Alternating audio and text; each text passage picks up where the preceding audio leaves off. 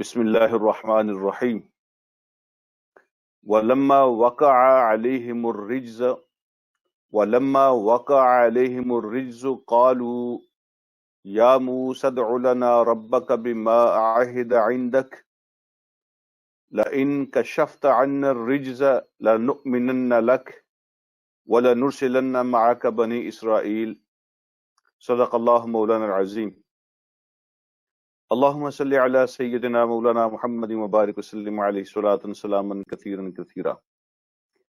آیت نمبر 134، یہ سورہ اعراف، موسیٰ علیہ السلام کی سٹوری جو ہے وہ اس کی ایک اور ایپیسوڈ ہے جو آپ کے سامنے پیش کی جائے گی آج کے درس میں۔ بلا تاخیر ہم آپ کے آج کے سبق کو سٹارٹ کرتے ہیں، اور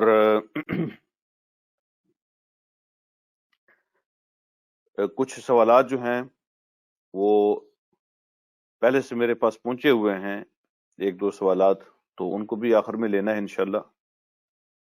تو ہم سبق کو شروع کرتے ہیں۔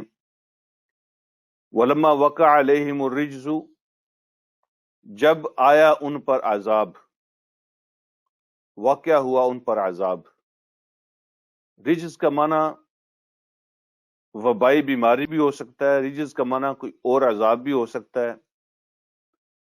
قالوا یا موسیٰ، تو کہنے لگے اے موسیٰ علیہ السلام، ادع لنا ربک، ہمارے لیے دعا کیجیے اپنے رب سے، بما عہد عندک،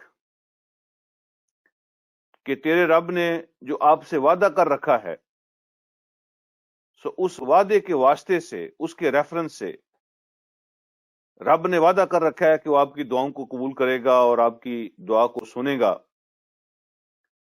تو وہ جو آپ کا معاہدہ آپ کے رب کے ساتھ ہے، اس کے ریفرنس کے ساتھ آپ رب سے دعا کریں، لئن کشفت عنا الرجز،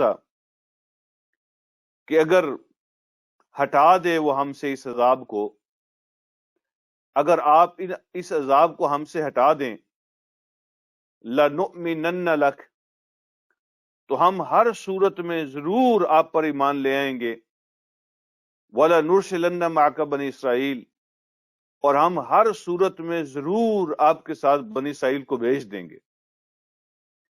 یہ آج کی پہلی آیت ہے، اس میں بھی ایک عذاب کا ذکر ہو رہا ہے اس آیت کے اندر بھی۔ تو آپ اس کا بیک گراؤنڈ پہلے سمجھ لیں کہ جادوگروں والا جو واقعہ ہوا تھا، جو مقابلہ ہوا تھا موسیٰ علیہ السلام کے ساتھ، اس واقعہ کے بعد وہاں پہ ہزاروں بلکہ لاکھوں کی تعداد میں لوگوں نے ایمان قبول کر لیا تھا دل کے اندر، اور جادوگروں نے الگ اعلان ایمان قبول کر لیا تھا۔ اس کے بعد ایک اوپن جنگ شروع ہو گئی تھی، آپ سمجھ لیں، فرعون اور موسیٰ علیہ السلام کے درمیان۔ ہر چیز ایکسپوز ہو گئی تھی، مطلب یہ ہے۔ تو 20 سال تک مفسرین فرماتے ہیں، 20 سال تک تقریباً اس جادوگروں کے مقابلے کے بعد تقریباً 20 سال تک موسیٰ علیہ السلام نے مصر کے اندر دعوتی کام کیا ہے، اور اس 20 سالہ عرصے میں 9 مرتبہ اللہ رب العالمین نے اپنی نشانیاں مختلف صورتوں میں بنی اسرائیل کو دکھائی ہیں، جو بڑے بڑے معجزات ہیں۔ کچھ عذاب کی صورت میں اللہ پاک نے اپنی نشانیاں دکھائیں، اور کچھ موسیٰ علیہ السلام کے معجزات کی صورت میں اللہ رب العالمین نے نشانیاں دکھائیں۔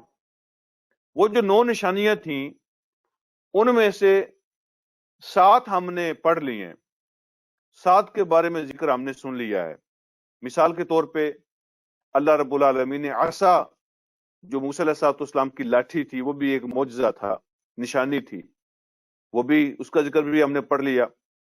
وہ جو ید بیضا تھا کہ اپنے بازو کے نیچے ہاتھ کو دبا کے نکالیں تو وہ چمک رہا ہوگا، وہ بھی ایک نشانی اور معجزہ تھا، وہ بھی ہم نے پڑھ لیا۔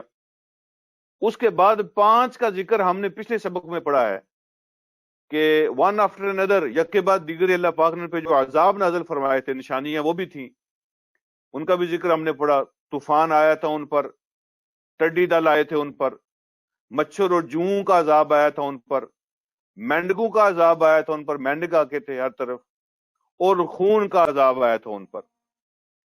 تو یہ 5 وہ تھے، اور 2 جو ہیں وہ عصا اور ید بیضا والا 7 ہو گئے. تو آج کے جو سبق ہے 2 کا ذکر اس میں آ رہا ہے کہ اللہ رب العالمین نے ان 7 کے علاوہ 2 اور بھی عذاب ان پر بھیجے تھے، یا 2 اور بھی معجزے ان کو دکھائے تھے، نشانیاں ان کو دکھائی تھیں. ایک کا ذکر اس آیت میں آ رہا ہے جو ہم نے پڑھی ہے ابھی، رجز کے نام سے. اور رجز کا معنی عذاب ہوتا ہے، اور اس عذاب کی کوئی شکل اسپیسیفک بھی ہو سکتی ہے. جس طرح کوئی وبائی بیماری آ جائے، جس طرح آج کرونا آیا ہوا ہے، یہ بھی ایک آزمائش کی شکل ہے. تو ان کے اوپر یہ کیسا عذاب آیا تھا؟ یعنی وہ جو 5 عذاب آئے تھے نا یکے بعد دیگرے، ان کے بعد چھٹا یہ تھا عذاب ان پر. کچھ مفسرین فرماتے ہیں کہ ان پر طاعون کی بیماری اللہ نے مسلط فرما دی تھی. اور طاعون جو ہے نا، جس کو انگلش میں پلیگ کہتے ہیں، پلیگ، طاعون کی بیماری ان پر آ گئی تھی. اور کچھ مفسرین کا خیال ہے کہ چیچک کی بیماری ان پر آ گئی تھی، جس کو ہم پاکس کہتے ہیں. جیسے چکن پاکس نہیں نکلاتے بچوں کو، چکن پاکس نکلتے ہیں، پوری باڈی پہ دانے دانے آ جاتے ہیں. تو چیچک جو ہے نا، اس کی بیماری ان کو لگ گئی تھی. وہ بھی ایک مہلک بیماری ہوتی ہے. تو اللہ رب العالمین نے جب ان پہ عذاب نازل فرمایا ان 5 کے بعد یہ چھٹا، تو وہ چیخ اٹھے اور موسیٰ علیہ السلام سے درخواست کی کہ اپنے رب سے دعا کریں، اس نے آپ کی دعائیں قبول کرنے کا وعدہ کر رکھا ہے. اگر یہ عذاب ہم سے ٹل جائے، یہ بیماری دور ہو جائے، تو ہم ہر صورت میں آپ کی بات مانیں گے، اور بنی اسرائیل کو بھی جانے دیں گے، آپ کے ساتھ آزادی دے دیں گے. وہ جو آپ کا فرسٹ ڈے آپ کی ڈیمانڈ تھی نا، بنی اسرائیل کو ہمارے ساتھ بھیجو، ہم وہ بھی پوری کر دیں گے. آپ اللہ سے دعا کریں کہ یہ عذاب اللہ ہم سے ہٹا لے. اب آگے اللہ رب العالمین فرماتے ہیں فلما کشفنا عنہم الرجز، جب ہم نے ان سے یہ عذاب ہٹا دیا. موسیٰ علیہ السلام نے دعا فرمائی، اللہ رب العالمین نے یہ دعا بھی قبول فرما لی. فلما کشفنا عنہم الرجز، جب ان سے ہم نے اس عذاب کو ہٹا دیا، اس وبائی بیماری کو ہٹا دیا، الی اجل ہم بالغوہ، ایک مقررہ وقت تک کے لیے جس کو وہ پہنچنے والے تھے، ایک مقررہ مدت کے لیے جس کو انہوں نے پہنچنا ہی پہنچنا تھا. کو فار ایور تو نہیں نا اللہ رب العالمین نے کو لکھ کے دے دیا تھا ان کو کہ آپ جو بھی کرو گے تمہیں معافی ہو گئی ہے. اللہ فرماتے ہیں لمیٹڈ ٹائم کے لیے، جس ٹائم تک انہوں نے پہنچنا ہی پہنچنا تھا، پھر بھی وہ لمٹ ختم ہونی تھی. ایک لمیٹڈ ٹائم کے لیے جس کو وہ پہنچنے والے تھے، تو ہم نے کچھ عرصے کے لیے ان سے یہ عذاب دور کر دیا. تو پھر کیا ہوا؟ اذا ہم ینکثون، پھر وہ عہد کو توڑ دیتے. انہوں نے پھر عہد کو توڑ دیا. جب بھی ہم نے ان سے عذاب کو ہٹایا ایک لمیٹڈ ٹائم کے لیے، اذا ہم ینکثون، وہ وقت جب گزر جاتا، بیماری دور ہو جاتی، عذاب ٹل جاتا، پھر وہ وعدے کو توڑ دیتے. تو یہی وہ مذاق اللہ رب العالمین کے ساتھ کر رہے تھے. فائنلی اب یہاں پہ اس نمبر 9 جو میں نے عرض کیا نا، 9 نشانیاں اللہ رب العالمین نے کچھ عذاب کی صورت میں، کچھ موجزوں کی صورت میں دکھائی تھی. اب نمبر 9 کی بات اللہ رب العالمین فرما رہے ہیں. فائنلی پھر کیا ہوا تھا؟ یعنی وہ طاعون یا چیچک یا عذاب جو بھی آیا تھا، اس کو بھی ہم نے ہٹا دیا. کچھ عرصے کے بعد پھر وہی کام شروع کر دیے. فائنلی کیا ہوا؟ اللہ رب العالمین نے موسیٰ علیہ السلام سے فرمایا کہ اب ٹائم آ گیا ہے، آپ رات کو بنی اسرائیل کو لے کے نکل جائیں. تو وہ جو مقررہ وقت تھا، اللہ رب العالمین کے ہدایات کے مطابق موسیٰ علیہ السلام بنی اسرائیل کو لے کے نکلے. جو کچھ وہ ساتھ لے سکتے تھے، اپنی فیملی بچوں سمیت وہ نکلے اور وہاں سے بھاگے. تو فرعون کو پتہ چلا، تو انہوں نے اس کا پیچھا کیا. تو سارے تقریباً جو مرد تھے، جو سفر کر سکتے تھے، جو لڑ سکتے تھے، جو صحت مند تھے، وہ فرعون کے ساتھ نکلے تھے. تو فرعون اور فرعون کی ساری آرمی تقریباً، اس کے نوجوان، اس کے مرد سارے اس کے ساتھ نکلے تھے ان کو پکڑنے کے لیے بنی اسرائیل کو، اور آگے دریا آ گیا تھا، آپ جانتے ہیں۔ اب وہ پریشان ہوئے کہ آگے پانی ہے، پیچھے دشمن آ گیا ہے، اب ہم کہاں جائیں گے؟ اب اللہ رب العالمین نے اس 9ویں عذاب کا ذکر یہاں پہ کیا ہے، لیکن جن الفاظ کے ساتھ کیا ہے وہ الفاظ اگر پڑھیں تو انسان کے رونگٹے کھڑے ہو جاتے ہیں۔ اب فائنلی اللہ پاک نے آخری عذاب ان پہ کیا نازل فرمایا؟ اللہ فرماتے ہیں جب یہ سارا کچھ انہوں نے کراس کر لیا اور بات کو نہیں سمجھے، فَانْتَقَمْنَا مِنْهُمْ، اس لفظ پہ غور فرمائیں، فَانْتَقَمْنَا مِنْهُمْ، اب اللہ کہہ رہے ہیں پھر ہم نے ان سے انتقام لیا۔ اب اللہ رب العالمین کی ذات جب کسی سے انتقام لے گی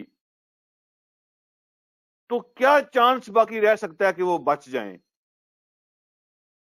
اب اللہ کی ذات نے یہ لفظ استعمال فرمایا ہے تو پسینہ آ جاتا ہے جب بندہ غور سے اس کے معنی پہ، اس کے میننگ پہ توجہ کرتا ہے۔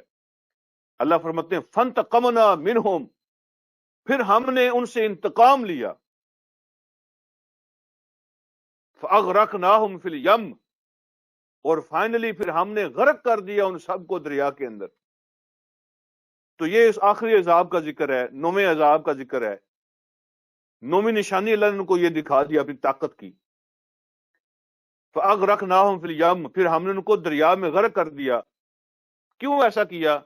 بِأَنَّهُمْ كَذَّبُوا بِآيَاتِنَا، اس لیے کہ انہوں نے ہمارے حکموں کو جھٹلا دیا تھا، وَكَانُوا عَنْهَا غَافِلِينَ، اور وہ ہمارے حکموں سے غفلت برت رہے تھے۔ جھٹلانا اور غفلت کرنا، یہ دونوں جرم ایسے ہیں، اللہ پھر ایسے لوگوں سے انتقام لیتے ہیں اور پھر ان کو عذاب دیتے ہیں اور ان کو بٹا دیتے ہیں۔ اچھا وہ ختم ہو گئے، اللہ نے غرق کر دیا۔ وہ جو عذاب آیا تھا نا، جس کا رجز، جس کا پہلی آیت میں، آج کے سبق کی پہلی آیت میں ذکر ہے کہ ان پہ چیچک یا طاعون یا عذاب آیا تھا جو، تو اس بیماری عذاب کے اندر 70,000 بندے ان کے مرے تھے، 70,000 لوگ مارے گئے تھے، پھر بھی انہوں نے سبق حاصل نہیں کیا اور پھر اللہ رب العالمین کی بغاوت کر دیا، اپنا عہد توڑ دیا۔ آج یہ جو آزمائش پوری دنیا پہ آئی ہے، آپ اندازہ فرمائیں کہ 1.5 ملین سے زیادہ لوگ ابھی تک مارے جا چکے ہیں، اس وبائی بیماری کا شکار ہو چکے ہیں 1.5 ملین سے زیادہ لوگ، اور اوور جو ہے نا وہ تقریباً کئی ملین افیکٹڈ ہیں، اب ایگزیکٹ فکر میرے ذہن میں نہیں ہے، کئی ملین افیکٹڈ ہیں۔ تو ابھی بھی یہ جو وبائی بیماری ہے یا آزمائش ہے یہ اوور نہیں ہوئی۔ اس کے بعد بھی اگر کوئی سبق نہ لے اور اللہ رب العالمین کی طاقت کو کوئی نہ سمجھے تو اس سے بڑی غفلت کیا ہو سکتی ہے؟ اس کے بعد اللہ رب العالمین فرماتے ہیں پھر کیا ہوا؟ اب فرعون سمیت ان کی پوری طاقت پانی کے اندر بہہ گئی، ختم ہو گئی۔ اب اللہ رب العالمین فرماتے ہیں وَأَوْرَثْنَا الْقَوْمَ الَّذِينَ كَانُوا يُسْتَضْعَفُونَ، وَأَوْرَثْنَا الْقَوْمَ الَّذِينَ كَانُوا يُسْتَضْعَفُونَ مَشَارِقَ الْأَرْضِ وَمَغَارِبَهَا، پھر ہم نے وارث بنا دیا فرعون کے بعد، پھر ہم نے وارث بنا دیا ان لوگوں کو جن کو کمزور سمجھا گیا تھا، جن کو کمزور سمجھا گیا تھا، ذلیل سمجھا گیا تھا۔ کس چیز کا وارث بنا دیا؟ مشارق الارض و مغاربہا، زمین کے مشرق بھی ان کے قبضے میں، مغرب بھی ان کے قبضے میں، ہم نے مشرق و مغرب کا وارث ان کو بنا دیا، یعنی لیڈرشپ اور قیادت، سلطنت، حکومت، سب کچھ ان کے حوالے کر دیا تھا۔ موسیٰ علیہ الصلوۃ والسلام کی قیادت میں اب بنی اسرائیل کو اللہ رب العالمین نے وارث بنا دیا تھا۔ یہ جس زمین کی بات ہو رہی ہے نا، مشارق الارض، وہ ارض کون سی تھی، وہ زمین کون سی تھی جس کے مشرق اور مغرب کا اللہ نے ان کو وارث بنا دیا تھا؟ وہ شام اور مصر کی سرزمین ہے، سیریا اور مصر، سیریا اور ایجپٹ۔ تو وہ اللہ رب العالمین نے اب ان کے حوالے کر دیا تھا جن کو ذلیل اور کمزور سمجھا گیا تھا. بنی اسرائیل کے اللہ بات فرما رہے ہیں. یہاں ایک پوائنٹ ہے جو میں آپ سے شیئر کرنا چاہتا ہوں. وہ پوائنٹ یہ ہے, اب اللہ نے یہ نہیں فرمایا کہ میں نے اس زمین کا مشرق و مغرب ان کے حوالے کر دیا گیا تھا جو واقعتاً کمزور تھے یا واقعتاً وہ ذلیل تھے. اللہ نے یہ نہیں فرمایا. اللہ فرماتے ہیں کانوا یستضعفون, جن کو کمزور سمجھا گیا تھا یا جن کو کمزور بنا لیا گیا تھا, سمجھ لیا گیا تھا. یہ نہیں فرمایا کہ وہ واقعتاً کمزور تھے. اس بات کو ذرا سمجھیں, اس میں فرق کیا ہے. اس میں فرق یہ ہے کہ بعض اوقات ایسا ہو جاتا ہے کہ جن کے پاس بظاہر کوئی طاقت نہیں ہوتی تو دشمن جو ہے ان کو سمجھتے ہیں کہ یہ کمزور و ذلیل ہیں. دشمن یہ سمجھتے ہیں یہ کمزور ہیں, لیکن جو ایمان والے ہوتے ہیں ان کے پیچھے اللہ کی طاقت ہوتی ہے. اللہ رب العالمین کی طاقت اور مدد ان کو حاصل ہوتی ہے, اور جن کو اللہ کی مدد اور طاقت حاصل ہوتی ہے وہ اصل میں کمزور اور ذلیل ہوتے نہیں ہیں, لیکن دنیا ان کو سمجھتی ہے کہ یہ کچھ بھی نہیں ہے. دنیا ان کو یہ سمجھتی ہے یہ کچھ بھی نہیں ہے, لیکن وہ کمزور ہوتے نہیں ہیں اس لیے کہ وہ مومن ہوتے ہیں اور ان کے پیچھے اللہ کی طاقت ہوتی ہے, لیکن لوگ ان کو کمزور سمجھتے ہیں. یہ امتحان ہوتے ہیں. ایک پیریڈ ایسا ہوتا ہے کہ اس میں وہ کمزور اور ذلیل سمجھے جاتے ہیں, پھر اللہ کی مدد جب آتی ہے تو پھر وہ چھا جاتے ہیں. تو یہ جن کو کمزور یا ذلیل سمجھا جانے لگ جائے تو ان کو اللہ رب العالمین کی مدد کب آتی ہے, یہ اس آیت کے اینڈ پہ آ رہا ہے. اللہ کی مدد کب آتی ہے؟ تو اللہ فرماتے ہیں کہ جن کو کمزور یا ضعیف سمجھا گیا تو ہم نے ان کو وارث بنا دیا زمین کے مشرقوں اور مغربوں کا, یعنی ایجپٹ اور شام کی بات ہو رہی ہے. اللہ فرماتے ہیں التی بارکنا فیہا, جس زمین کے اندر ہم نے برکتیں عطا فرمائی تھی. یہ جو سیریا کی زمین ہے یہ قرآن و سنت کے مطابق یہ بھی انبیاء کا مسکن ہے, یہ بھی برکتوں سے بھری ہوئی جگہ ہے. اور جو مصر ہے تو کئی احادیث کے مطابق یہ بھی اللہ رب العالمین نے اس کے اندر برکتیں ڈالی ہیں. جو دریائے نیل کی سرزمین ہے, دریائے نیل کا ایریا ہے, جہاں کہیں بھی دریائے نیل جا رہا ہے تو اللہ رب العالمین نے اس کے اطراف میں برکتیں ڈالی ہیں. اور حضرت عمر, حضرت عبداللہ ابن عمر رضی اللہ تعالیٰ عنہم, ان سب کی احادیث موجود ہیں مصر کے بارے میں بھی کہ یہ بھی برکت علاقہ ہے جس میں اللہ رب العالمین نے اپنی برکتیں نازل فرمائی ہیں. تو اللہ فرماتے ہیں کہ سرزمین میں جس میں ہم نے برکتیں دی تھیں تو ان کا وارث ہم نے بنا دیا ان کو جن کو کمزور سمجھا جاتا تھا. پھر کیا ہوا, وَتَمَّتْ كَلِمَةُ رَبِّكَ الْحُسْنَى, اور تیرے رب کی بات پوری ہو گئی, وہ اچھائی کا وعدہ پورا ہو گیا جو اللہ رب العالمین نے ان سے کیا تھا, بنی اسرائیل سے. وہ وعدہ کیا تھا نا کہ ایک وقت آئے گا کہ اللہ رب العالمین تمہارے دشمنوں کو ہلاک کرے گا, یہ ہم پڑھ چکے ہیں. اور تمہیں وَيَسْتَخْلِفَنَّكُمْ فِي الْأَرْضِ, اور اللہ تمہیں زمین میں خلیفہ بنا دے گا, اقتدار زمین کا تمہارے والے کر دے گا, پھر وہ دیکھے گا تم کیسے کام کرتے ہو.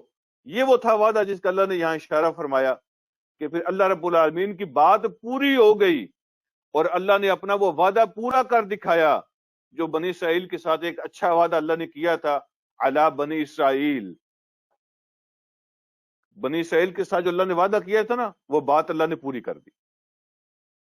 کیوں ایسا ہوا, ان کو یہ اللہ کی مدد کیوں ملی, اور ان کے ساتھ اللہ نے اپنا یہ وعدہ کیسے پورا کیا؟ اللہ فرماتے ہیں بما صبروا, اس وجہ سے کہ انہوں نے جو حوصلہ دکھایا, انہوں نے جو صبر کیا, انہوں نے جو برداشت کیا, تو صبر اور برداشت کے بدلے میں اللہ رب العالمین نے ان کو مدد فرمائی اور اپنا وعدہ ان کے ساتھ پورا کر دیا. تو یہ ہے وہ ریزن جو یہاں بیان ہوئی ہے. اب یہاں بھی ایک پوائنٹ ہے, آپ سمجھ لیں کہ جب کوئی قوم, ایمان والے, وہ کمزور سمجھ لیے جائیں, وہ حقیر بنا دیے جائیں, بظاہر ان کے پاس طاقت نہ ہو لیکن وہ اپنے نظریے پہ ڈٹ جانے والے ہوں, یہ شرط ہے. بما صبروا, یہ شرط ہے, وہ اپنے نظریے پہ ڈٹ جائیں, وہ استقامت دکھائیں, صبر دکھائیں, تو پھر اللہ کی مدد آ جاتی ہے اور اللہ رب العالمین ان کو بچا لیتے ہیں اور اللہ ان کو کامیاب کر دیتے ہیں. یہ اللہ رب العالمین کا وعدہ ہے. آج بھی اس امت کی وہی حالت نظر آتی ہے کہ یہ یستضعفون ہیں، زمین میں ان کو کمزور ذلیل سمجھا جا رہا ہے، کوئی وزن کوئی ویٹ نہیں ہے اس امت کا. لیکن اگر یہ اپنے دین پہ قائم رہیں، ثابت قدمی دکھائیں، صبر برداشت پیدا کریں. اب بنی اسرائیل کیا جواب دے رہے تھے فرعون کا اور فرعون کی قوم کا؟ ان کے ساتھ کیا مقابلہ تھا ان کا؟ کچھ بھی نہیں، سوائے اس کے کہ ان کے ظلم کو برداشت کر رہے تھے. ظلم کو برداشت کر رہے تھے لیکن اپنے مطالبے سے پیچھے نہیں ہٹے تھے، اپنے رستے کو نہیں چھوڑا تھا.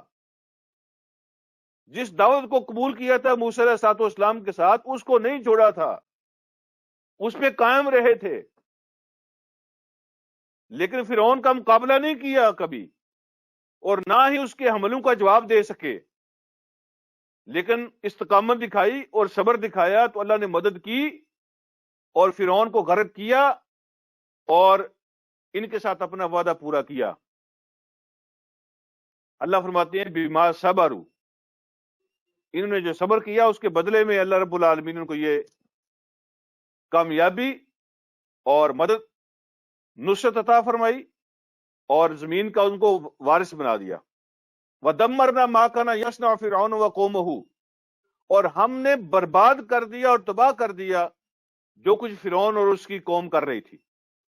ان کی ساری طاقتیں، ان کی ساری تیاریاں، ان کی ساری تیاری، ساری پلاننگ، سارا زور، قوت، طاقت، جو کچھ بھی وہ کر رہے تھے فرعون اور اس کی قوم، ہم نے اس کو برباد کر دیا. وَمَا كَانُوا يَعْرِشُونَ، اور جو کچھ بھی وہ بلند کر رہے تھے، بلند کر رہے تھے. یعرشون کا لفظ عرش سے نکلے. عرش، عرش کا معنی ہوتا ہے بلند جگہ، تخت، بلند جگہ. یعرشون جو کچھ بھی وہ بلند کر رہے تھے. کیا مطلب اس کا؟ اس کا ایک مطلب یہ ہے کہ ہم نے فرعون اور فرعون کی ساری طاقتوں کو برباد کیا.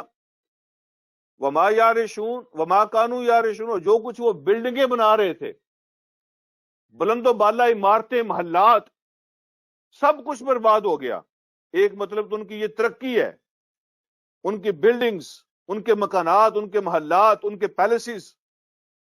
اور دوسرا اس کا معنی ان کے درخت، ان کے باغات، جو کچھ وہ انگوروں کی بیلیں چڑھا رہے تھے، اپنے باغات کو بڑھا رہے تھے، اونچے اونچے درخت لگا رہے تھے، تو ان کی فصلیں، باغات، ان کا سرمایہ، سب کچھ، مکانات، ہر چیز تباہ و برباد ہوگی اور کوئی چیز باقی نہیں رہی، نہ ان کے کام آئی ہے. مکمل تباہی اللہ رب العالمین نے پھیر دی ان کی. اب فرعون کی تباہی کا ذکر کرنے کے بعد اب اللہ رب العالمین بنی اسرائیل کا ذکر کرتے ہیں. اب جو ہے نا تصویر کا دوسرا رخ اللہ پاک ہمیں دکھا رہے ہیں، وہ بھی بڑا دلچسپ ہے، وہ بھی بڑا سمجھنے والا ہے. اب اللہ فرماتے ہیں وَجَاوَزْنَا بِبَنِي اسرائیل البحر. یہ جاوزنا کا لفظ جو ہے نا، ایک اردو میں لفظ ہم استعمال کرتے ہیں تجاوز کرنا. تجاوز کا کیا معنی ہوتا ہے؟ تجاوزات یا تجاوز کرنا، حد سے آگے بڑھ جانا، آگے نکل جانا، اس کو تجاوز کہتے ہیں. یہ اسی سے بنا ہے لفظ. وَجَاوَزْنَا بِبَنِي اسرائیل البحر، اور ہم نے بنی اسرائیل کو دریا کے پار اتار دیا، دریا عبور کروا دیا ہم نے ان کو. اب اللہ نے اس کام کی نسبت اپنی طرف کی ہے، ایسے جیسے کوئی ہاتھ پکڑ کے یا اٹھا کے نہیں پانی سے گزار دیتا. اللہ نے ایسے ہی لفظ استعمال فرمایا وَجَاوَزْنَا بِبَنِي اسرائیل البحر، اور ہم نے، میں سمجھنے کے لیے اس کا ترجمہ یہ کر رہا ہوں، ہم نے اٹھا کے بنی اسرائیل کو دریا سے پار کر دیا.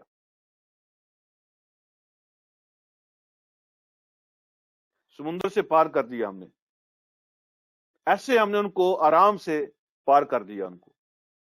تو اللہ نے اس کی نسبت اپنی طرف، ہم نے کیا یہ کام. پھر کیا ہوا؟ سمندر سے پار چلے گئے. اب جو ہے نا وہ ظالموں سے جان چھوٹ گئی تھی، بنی اسرائیل اب آزاد تھے. اب دوسرا علاقہ آ گیا تھا، دوسرا ایریا آ گیا تھا. اب وہاں انہوں نے کیا دیکھا؟ فَأَتَوْا عَلَىٰ قَوْمٍ، وہ ایک ایسی قوم کے پاس پہنچے ایسی قوم کے پاس آئے، سمندر پار کرنے کے بعد سامنے جب وہ اگلے علاقے میں پہنچے تو ایک ایسی قوم کو دیکھا انہوں نے، یعکفون علی اصنام لہم، کہ وہ گرے پڑے ہیں اپنے بتوں کے سامنے، چمٹے ہوئے اپنے بتوں کے ساتھ. ایسی قوم کو دیکھا جو بتوں کی عبادت کر رہی تھی. یعکفون کا لفظ جو ہے نا، یہ اعتکاف سے نکلا ہے، جسے ہم استعمال کرتے ہیں اعتکاف کرنا. اور اعتکاف کا معنی ہوتا ہے سب کچھ چھوڑ چھاڑ کے ایک کے ساتھ خاص ہو جانا، کونے میں بیٹھ جانا. سب کچھ باقی چھوڑ کے ایک کے ساتھ خاص ہو کے کونے میں بیٹھ جانا، اس کو اعتکاف کہتے ہیں. اور یعکفون کا معنی بھی یہی ہے، تو ایسے چمٹے پڑے تھے، سب کچھ بھول بلا کے ایسے بتوں کے سامنے گرے پڑے تھے. بنی اسرائیل نے دیکھا ایک قوم ہے بتوں کے ساتھ چمٹی پڑی ہے، بتوں کے سامنے گری پڑی ہے، پورے اخلاص کے ساتھ بتوں کی عبادت کر رہے تھے. تو انہوں نے دیکھا، آپ جانتے ہیں بنی اسرائیل جس جگہ سے آئے تھے، سال ہر سال سے جہاں وہ غلام رہے تھے فرعون کی قوم کے پاس، تو وہ بھی بتوں کی عبادت کرتے تھے. لکڑی کے پتھر کے بت انہوں نے بھی بنا کے رکھے ہوئے تھے، وہاں بھی انہوں نے دیکھا یہ شرک. بنی اسرائیل نے وہاں بھی دیکھا، سال ہر سال تک غلام ہونے کی حیثیت سے ان کے ساتھ شرک کرتے بھی رہے. اب دوبارہ جب دیکھا ان کو بتوں کے سامنے وہ قوم پڑی ہوئی ہے تو ان کو پرانا زمانہ یاد آ گیا. وہ پچھلے جراثیم ہوتے ہیں نا، اتنی جلدی نہیں جاتے، تو جب وہ بات یاد آ جاتی ہے تو پھر بندے کے دل میں اس طرح کے جذبات ابھر آتے ہیں. یہی تو امتحان ہوتا ہے. یہاں پہ قدم قدم پر ایمان کی تجدید کی ضرورت پڑتی ہے. ایمان کا امتحان ہوتا ہے قدم قدم پر، ہمیں ایمان کو تازہ کرنا پڑتا ہے بار بار. اس لیے نبی علیہ الصلوۃ والسلام نے ارشاد فرماتے ہیں جددوا ایمانکم بلا الہ الا اللہ، اپنے ایمان کی تجدید کرتے رہا کرو لا الہ پڑھ کے، لا الہ پڑھ کے اپنے ایمان کو تازہ کرتے رہا کرو. بندہ جن کیفیات سے گزرتا ہے بہت سی باتیں کر دیتا ہے جو کفریہ ہوتے ہیں، بہت سی سوچیں سوچ لیتا ہے جو کفریہ ہوتی ہیں، بہت سے کام کر گزرتا ہے جو کفریہ ہوتے ہیں. اس لیے آپ نے فرمایا کہ کلمہ پڑھ کے اپنے ایمان کو تازہ کرتے رہا کرو. تو انہوں نے دیکھا وہ قوم بتوں کے سامنے پڑی ہوئی ہے، تو ان کو اپنی وہ پرانی ساری ہسٹری یاد آ گئی. قالو، کہنے لگے، اے موسیٰ، یا موسیٰ، اے موسیٰ، اجعل لنا الہا کما لہم آلہہ، مہربانی فرما کے ہمارے لیے بھی اس طرح کا کوئی خدا بنا دیں جس طرح ان کے خدا ہیں. تو ایسا کوئی خدا ہونا چاہیے ہمارا بھی جیسے ان کے خدا ہیں. دیکھیں نا، وہ پرانے جراثیم جو باڈی میں ہوتے ہیں نا، آپ جانتے ہوں گے جو لوگ نشے کے عادی ہوتے ہیں ان کا علاج کیسے کیا جاتا ہے. جو نشے کے عادی ہوتے ہیں ان کا علاج کیسے ہوتا ہے؟ ان کا علاج ایسے ہوتا ہے کہ پہلے جو سینٹر بنے ہوتے ہیں ان کے اندر ان کے جسم سے نشے کے جراثیم کو ختم کیا جاتا ہے، صفائی ہوتی ہے ان کی. پہلے جو جراثیم ہوتے ہیں ایسا ان کو نکالا جاتا ہے، اس کے بعد پھر ان کی ٹریٹمنٹ ہوتی ہے. جراثیم نشے کے اگر اندر ہوں تو پھر جب بھی کبھی اس طرح کی مجلس دیکھتے ہیں تو وہ جراثیم ان کے جو ہے نا وہ جاگ جاتے ہیں، پھر خطرہ ہوتا ہے. تو ان کے بھی جو جراثیم تھے نا وہ جاگے. انہوں نے کہا اے موسیٰ، مہربانی فرمایا ہمیں بھی کوئی ایسا خدا بنا کے دیں جیسے ان کے خدا ہیں. دیکھیں نا، ان کا خدا فزیکل ہے، ان کے سامنے ہے، وہ ہاتھ لگاتے ہیں، ٹچ کرتے ہیں، چومتے ہیں، جپھی لگاتے ہیں اپنے خدا کو، ہیں جی، ان کے سامنے سجدہ کرتے ہیں. تو دیکھو نا عبادت کا مزہ آ جاتا ہے. خدا سامنے ہو، بندہ اس پہ ہاتھ پھیرے، چومے، چاٹے، ہیں جی، اس کو جپھا لگائے، پتہ چلے جو میں اپنے خدا سے مل کے آیا ہوں. تو ایسا ہمارا بھی خدا ہونا چاہیے، فزیکل خدا، نظر آنے والا، جس کو بندہ پیار کرے، ہاتھ لگائے، چومے. موسیٰ علیہ السلام نے کیا جواب دیا؟ قال انکم قوم تجہلون، بے شک تم ایسے قوم ہو جو بہت ہی پرلے درجے کی جہالت جن کے اندر پائی جاتی ہے، جس کو کہتے ہیں نا بالکل احمقوں والی بات تم کر رہے ہو، totally nonsense, totally nonsense. پھر اس کی وجہ بتائی، موسیٰ علیہ السلام نے وجہ بتائی، انا ہؤلاء متبر ما هم فیہ، جس کام میں وہ لگے ہوئے ہیں یہ برباد ہو جانے والا کام ہے. وَبَاطِلُ مَا كَانُوا يَعْمَلُونَ، اور جو کچھ وہ کر رہے ہیں یہ سب جھوٹ ہے، یہ باطل ہے، یہ تباہی ہے۔ تو آپ مجھ سے یہ امید رکھتے ہو کہ میں تمہارے لیے تباہی کا بندوبست کروں؟ انہوں نے اپنے لیے بربادی کا اور تباہی کا بندوبست کیا ہوا ہے، تو کیا آپ یہ چاہتے ہیں کہ میں تمہارے لیے دوبارہ بربادی کا بندوبست کروں اور تباہی کا بندوبست کروں؟ اللہ پاک نے تمہیں تباہی سے بچایا ہے، بربادی سے تمہیں نکالا ہے، اب تم چاہتے ہو کہ دوبارہ میں تمہارے لیے وہی بندوبست کروں؟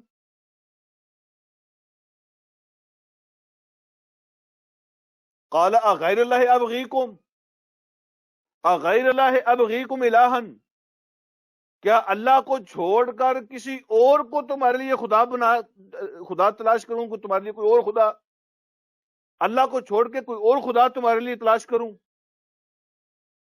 وَهُوَ فَضَّلَكُمْ عَلَى الْعَالَمِينَ، اور اللہ رب العالمین نے تمہیں فضیلت دی، تمہیں اہمیت دی سارے جہان والوں پر۔ اس پوائنٹ کو ذرا سمجھ لیں، اللہ نے تمہیں سارے جہان والوں پر فضیلت دی ہے، تو کیا میں اس اللہ کو چھوڑ کے کوئی اور تمہارے لیے خدا تلاش کروں؟ تو فضیلت اللہ نے کیوں دی؟ بنی اسرائیل کو اللہ نے فضیلت کیسے دی؟ توحید کی وجہ سے، یہی تو اصل وجہ ہے۔ تمہاری فضیلت کی، تمہارے درجے کو بلند کرنے کی ایک پوری کائنات کا سب سے طاقتور دشمن، اس کو اپنی قوم سمیت تمہاری آنکھوں کے سامنے اللہ نے تباہ کیا، اور اللہ رب العالمین نے تمہیں کیسے نجات عطا فرمائی، اس کی وجہ کیا تھی؟ اور اللہ نے تمہیں ان علاقوں کا، زمینوں کا وارث بنا دیا، اس کی وجہ کیا تھی؟ کیا تم کوئی آسمان سے اترے ہوئے ہو؟ اس کی وجہ یہی توحید تو ہے، یہی توحید ہے اس فضیلت کی وجہ۔ اب کیا میں جس اللہ نے تمہیں فضیلت دی ہے توحید کی وجہ سے، اب تم چاہتے ہو کہ اس توحید کو چھوڑ کے میں تمہارے لیے تباہی کا راستہ ڈھونڈوں، کوئی اور خدا تمہارے لیے تلاش کروں؟ تو یہ جو توحید کا راستہ ہے، دین کا راستہ، یہ فضیلت کا راستہ ہے، یہ فضیلت کا راستہ، اس سے بندے کو فضیلت ملتی ہے، اس کے علاوہ کوئی فضیلت نہیں ہے، باقی سب تباہی اور بربادی ہے۔ آگے بڑھتے ہیں، موسیٰ علیہ السلام نے پھر یاد کرایا، یاد کرو وَإِذْ أَنْجَيْنَاكُمْ مِنْ آلِ فِرْعَوْنَ، یاد کرو اللہ نے تمہیں کیسے نجات عطا فرمائی ہے فرعون سے۔ یسومونکم سوء العذاب، جو تمہیں دردناک عذاب دیا کرتے تھے، دردناک قسم کے عذاب کے اندر تمہاری زندگی تھی، اللہ نے تمہیں ان سے بچایا۔ کیا کرتے تھے وہ؟ یقتلون ابناءکم، تمہارے بیٹوں کو وہ قتل کر دیا کرتے تھے، ویستحیون نساءکم، اور تمہاری عورتوں کو زندہ رکھتے تھے، یعنی عورتوں کو زندہ رکھتے تھے خدمت کے لیے، لونڈیاں بنا لیتے تھے۔ اس سے بڑی کسی قوم کے لیے وہ عذاب کیا ہوگا جن کی بیٹیوں کو دشمن اپنی لونڈیاں بنا لے؟ یہ غیرت کا مسئلہ ہے نا، عزت کا مسئلہ ہے۔ جب کسی قوم کی غیرت ختم ہو جائے اور عزت ختم ہو جائے، وہ قوم ختم ہو جاتی ہے۔ تو تمہیں اتنا دردناک عذاب دیتے تھے وہ کہ تمہارے بیٹوں کو قتل کرتے تھے اور تمہاری بیٹیاں لے جاتے تھے۔ اور پھر اللہ فرماتے ہیں وَفِي ذَلِكُمْ بَلَاءٌ مِّن رَبِّكُمْ عَظِيمٌ، اور اس کے اندر بہت بڑی آزمائش تھی تمہارے لیے تمہارے رب کی طرف سے، بہت بڑی آزمائش سے تم گزرے ہو۔ اب اللہ نے تمہیں اس سے نکالا، وہ عذاب ختم ہو گئے، وہ دشمنیاں ختم ہو گئی، دشمن تمہاری آنکھوں کے سامنے غرق ہو گیا، اللہ نے تمہیں سب کچھ عطا کر دیا، اب تم وارث بن گئے ہو، سب کچھ زمین کے اقتدار تمہارے حوالے کر دیا، اب تم کیسی باتیں کر رہے ہو؟ یہ چیپٹر کلوز ہوا۔ اب ایک اور سین ہے، ایک اور چیپٹر ہے جو اللہ میں دکھا رہے ہیں۔ اللہ فرماتے ہیں وَوَاعَدْنَا مُوسَىٰ 30 لَيْلَةً، یہ بھی بڑی سمجھنے والی بات ہے کہ اب بنی اسرائیل جو ہے نا ایک نئی قوم بن گئے تھے، اب ایک نیا زمانہ آ گیا تھا، ایک نیا وقت سٹارٹ ہو رہا تھا، ایک نئی دنیا سٹارٹ ہو رہی تھی. جیسے کہتے ہیں کورونا کے بعد ابھی ایک نئی دنیا ہوگی. اب اس نئی دنیا کی ٹریننگ آپ لوگ کر رہے ہیں, ٹھیک ہے نا. ہر چیز کی ٹریننگ اب مختلف ہو رہی ہے. بزنس ڈفرنٹ طریقے سے ہو رہے ہیں, میٹنگز ڈفرنٹ طریقے سے ہو رہی ہیں, پروگرام ڈفرنٹ طریقے سے ہو رہے ہیں, عبادتیں ڈفرنٹ طریقے سے ہو رہی ہیں. اب بالکل ایک نئی دنیا آ گئی ہے. تو جب بنی اسرائیل کو اللہ پاک نے اقتدار دے دیا, زمین ان کے حوالے کر دی, اب ایک نیا زمانہ شروع ہو رہا تھا. اب ان کو ایک نیا نظام چاہیے تھا, کیونکہ وہ ایک نئی قوم تھے. اب ان کی ٹریننگ اور تربیت چاہیے تھی. اب اللہ نے اس کا بندوبست کیا. اس کا آغاز کیسے ہوا؟ نیا نظام, ٹریننگ, تربیت, نئی قوم, نیا سسٹم. اس کا طریقہ کیا تھا؟ وَوَاعَدْنَا مُوسَىٰ 30 لَيْلَةً, اور ہم نے, وعدنا کا لفظ وعدہ سے نکلا ہے. وعدے کا معنی اگریمنٹ ہوتا ہے, اور وعدنا واو کے اوپر کھڑی زبر ہے. یہ اس وقت استعمال ہوتا ہے جب دونوں طرفوں سے وعدہ ہوتا ہے. ویسے تو وعدہ ایک طرف سے ہوتا ہے نا, اس کے لیے وعدنا ہونا چاہیے تھا, وعدنا نہیں. لیکن جب وعدنا فرمایا تو اس کا مطلب ہوتا ہے دونوں طرفوں سے معاہدہ ہونا. اب اللہ رب العالمین سے وعدہ تو موسیٰ علیہ السلام نے لیا تھا, دونوں طرفوں سے وعدہ کیسے لیا؟ ہم نے موسیٰ سے ایگریمنٹ کیا, وعدہ لیا 30 راتوں کا. اب وعدنا کا لفظ جو ہے دونوں طرفوں سے وعدہ, اس کا کیا مطلب ہوگا پھر یہاں پہ؟ اس کا مطلب یہ ہے کہ اللہ رب العالمین نے وقت لیا اور موسیٰ علیہ السلام نے وقت دیا, دونوں کے درمیان ایگریمنٹ ہو گیا. وہ وقت لینے کے لیے اور یہ وقت دینے کے لیے آپس میں ایگریمنٹ کر رہے ہیں. اللہ فرماتے ہیں ہمارے درمیان ایگریمنٹ ہو گیا 30 راتوں کا. اب اس بات کو ذرا سمجھنا کہ انیشلی کتنے دن طے ہوئے تھے؟ 30 راتیں. اللہ پاک نے فرمایا موسیٰ اپنی قوم کو چھوڑ دو, ادھر پہاڑ میں آ جاؤ, علیحدہ آ جاؤ, کونے میں بیٹھو, ادھر آ کے میری بات سنو, تو میں تمہیں کچھ سسٹم سمجھاؤں گا, تمہیں ٹریننگ دوں گا, تمہیں نظام سمجھاؤں گا, تمہارے ساتھ باتیں ہوں گی. تو موسیٰ علیہ السلام کو بلا لیا 30 راتوں کے لیے. تو موسیٰ علیہ السلام نے اپنی قوم کو یہی بتایا کہ میں 30 راتوں کے لیے جا رہا ہوں, اور حضرت ہارون کو بھی یہی بتایا کہ 30 راتوں کے لیے جا رہا ہوں. تو 30 راتیں بتا کے آگے وَأَتْمَمْنَاهَا بِعَشْرٍ, تو اللہ فرماتے ہیں پھر ہم نے اضافہ کر دیا اس کے اندر 10 اور راتوں کا. یہ بعد میں ہوا اضافہ. اس اضافے کا پہلے نہ موسیٰ علیہ السلام کو پتا تھا, نہ موسیٰ علیہ السلام کی قوم جانتی ہے یہ اضافہ ہو چکا ہے, نہ حضرت ہارون جانتے ہیں یہ اضافہ ہو چکا ہے. یہ اضافہ بعد میں ہوا جب موسیٰ علیہ السلام نے اپنی قوم کو چھوڑ دیا اور وہاں پہنچ کے جہاں اللہ رب العالمین نے حکم دیا تھا, اس کے بعد اللہ فرماتے ہیں ہم نے 10 دن اور بڑھا دیے. فَتَمَّ مِيقَاتُ رَبِّهِ 40 لَيْلَةً, تو موسیٰ علیہ السلام نے اپنے رب کی مقرر کی ہوئی 40 راتیں پوری کی. اب 40 راتیں ہو گئیں, وہ موسیٰ علیہ السلام نے پورا کیا ٹائم. اب یہاں پہ ایک پوائنٹ میں آپ سے یہ عرض کرنا چاہتا ہوں کہ یہ جو ٹریننگ کورسز ہوتے ہیں نا, دوسری جگہ پہ جا کے ٹریننگ کورسز کرنا, یہ اللہ رب العالمین کا طریقہ ہے, یہ قرآن کا دیا ہوا طریقہ ہے. ٹریننگ کورسز 1 ہفتہ, 2 ہفتے, 1 مہینہ, 40 دن, یہ جو کیمپنگ ہوتی ہے, ہم نوجوانوں کی کیمپنگ کرتے ہیں نا, نوجوانوں کے لیے ان کی ٹریننگ کیمپ ہوتے ہیں, یہ قرآن کا کانسیپٹ ہے جو قرآن نے دیا. یہ ٹریننگ کیمپنگ جو ہوتی ہے تربیت کے لیے, یہ قرآنی کانسیپٹ ہے جو یہاں پہ موجود ہے. ٹھیک ہے جی, پھر کیا ہوا؟ 10 دن بڑھ گئے. وَقَالَ مُوسَىٰ لِأَخِيهِ ہارون, موسیٰ علیہ السلام نے اپنے بھائی حضرت ہارون سے فرمایا, جب نکلے تھے 30 راتوں کے لیے, یہ اس وقت کی بات ہے, بعد میں 10 بڑھ گئی تھیں. جب نکلے تو حضرت ہارون سے فرمایا حضرت ہارون جو ہیں 3 سال بڑے ہیں موسیٰ علیہ السلام سے، 3 سال موسیٰ علیہ السلام سے بڑے ہیں عمر کے اندر، لیکن جو ان کی نبوت ہے نا حضرت ہارون کی، وہ موسیٰ علیہ السلام کی ریکویسٹ پر دی گئی، موسیٰ علیہ السلام کی ریکویسٹ پر دی گئی تھی، ان کو ان کا ساتھی بنانے کے لیے، سپورٹ کے لیے۔ تو گویا کہ ذمہ داری کے اندر، نبوت کے اندر موسیٰ علیہ السلام کا درجہ بڑا ہے، لیکن عمر کے اندر حضرت ہارون 3 سال بڑے ہیں موسیٰ علیہ السلام سے۔ ذمہ داری کے اندر اور نبوت کے اندر موسیٰ علیہ السلام بڑے ہیں، اور عمر کے اندر حضرت ہارون بڑے ہیں۔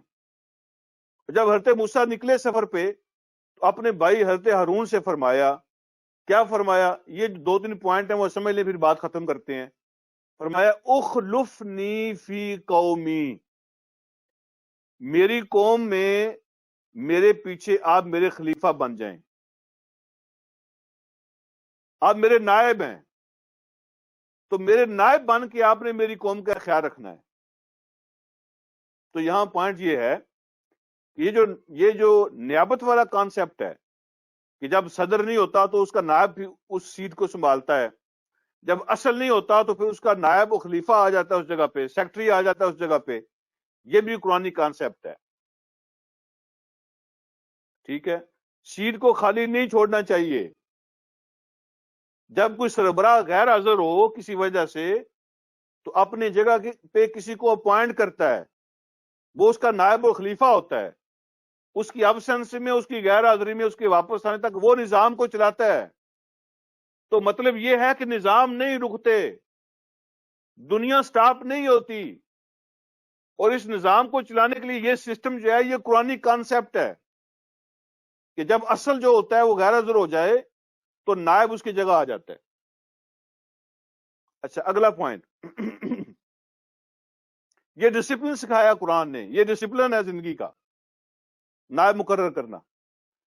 اور کیا حکم دیا ان کو؟ فرمایا آپ میرے نائب ہو جانا، وَأَصْلِحْ، اور نائب کا کام کیا ہوتا ہے؟ اصلح کا معنی ہوتا ہے اصلاح کرنا۔ کس کی اصلاح کرنا یہ نہیں بیان کیا۔ وَأَصْلِحْ، اصلاح کرنا، دیکھ بھال کرنا، لیکن کس کی؟ سب سے پہلے تو اپنی اصلاح، اور اس کے بعد پھر اپنی قوم کی۔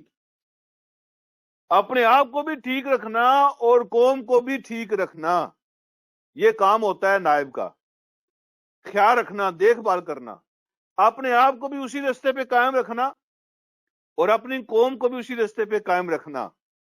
اب یہاں ایک پوائنٹ ہے جو میں آپ سے عرض کرنا چاہتا ہوں کہ جو اصلاح ہوتی ہے نا، اصلاح، اس کی کوئی حد نہیں ہوتی۔ اب سب سے بڑا رتبہ کس کا ہوتا ہے انسانوں کے اندر؟ نبیوں کا۔